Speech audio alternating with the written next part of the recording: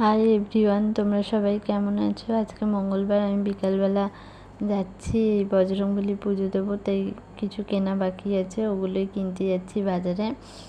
ফল, লাড্ডু, মালা এগুলো কিছুই কেনা হয়নি। দেখো সামনেই একটা বাচ্চাদের খেলার পার্ক আছে, আর পাশেই একটা শীতলা ঠাকুরের মন্দির আছে। স্টেশনের কাছেই বাজার বসে, ওই দিকেই যাচ্ছি, পাশেই নেমেই। তো এখান থেকে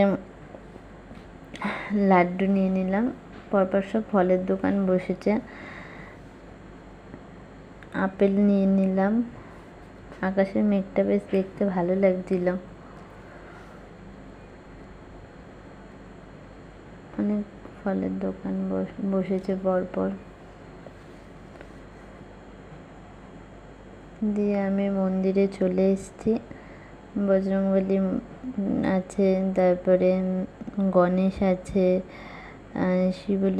শিব ঠাকুর আছে, অনেকগুলো ঠাকুরই ছিল। তাই আমি বজরংবলী পুজো দিলাম, দেওয়া হয়ে গেছে। আরও অনেকে পুজো দিচ্ছিল, আমারও দেওয়া হয়ে গেছে। এটা আমার ডালা। ধূপকাঠি, মোমবাতি, মালা, লাড্ডু, একটা আপেল, এগুলোই ছিল। তো হয়ে গেছে কমপ্লিট পুজো দেওয়া। তো আমি বাড়ি চলে এসেছি। ব্লগটা এত অবধি, ভালো লাগলে সাবস্ক্রাইব করে দিও। দেখা হচ্ছে নেক্সট ব্লগে। টাটা।